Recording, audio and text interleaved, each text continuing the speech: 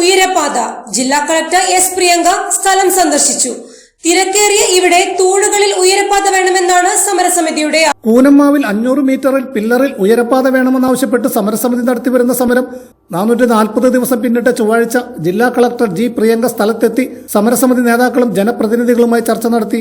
നൂറുകണക്കിന് പ്രവർത്തകർ അണിനിരുന്ന സമരപ്പന്തലിന് സമീപം ചൊവ്വാഴ്ച ഉച്ചയ്ക്ക് 12 മണിയോടുകൂടിയാണ് ജില്ലാ കളക്ടർ എത്തിയത്.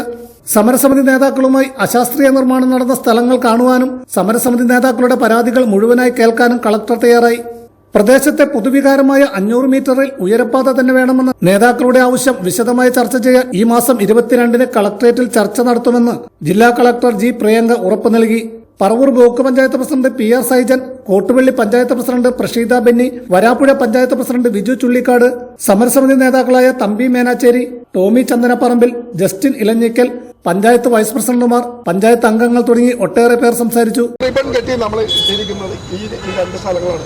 അത് കഴിഞ്ഞാൽ 3.8 ആ 3.8 കൂടെ ഒരു വാഹനം പോലും ചെയ്യില്ല. ബാരിക്കേഡ് വേണമല്ലോ. ഇവിടെ വിദ്യാർത്ഥികൾക്ക് പോകാൻ കൊച്ചു കുട്ടികളാണ്. അപ്പൊ അവിടെ പഠിക്കുന്ന ഈ ആയിരക്കണക്കിന് കുട്ടികൾ പോകുമ്പോൾ അവർക്ക് പ്രൊട്ടക്ഷൻ വേണ്ടേ? അപ്പൊ ബാരിക്കേഡ് ഉണ്ടാക്കി കഴിഞ്ഞപ്പോൾ പിന്നെ റോഡിന് വീതിയില്ല, അവിടെ പോയി.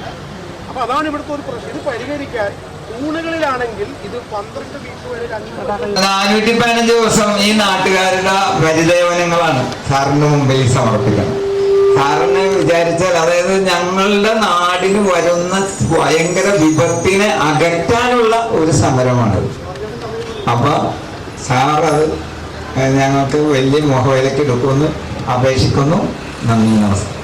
അപ്പൊ അങ്ങനെ ഒന്നിനെ ഒന്ന് വെച്ച് ഓരോരുത്തരും എല്ലാവരും ചേർന്ന് ഒറ്റക്കെട്ടായി നിന്ന് നമ്മുടെ ഈ 480 മീറ്ററിലുള്ള ഉയരപ്പാത അല്ലെങ്കിൽ 500 മീറ്ററുള്ള ഉയരപ്പാത നേടിയെടുക്കാൻ നാം ഒന്ന് ഒറ്റക്കെട്ടായി നിന്ന് വീണ്ടും കുറച്ച് ദിവസവും കൂടി നമ്മളിതിനു വേണ്ടി ആ സഹനം ഏവരുടെയും ഭാഗത്ത് നിന്ന് ഉണ്ടാകണമെന്നാണ് എനിക്ക് ഈ അവസരത്തിൽ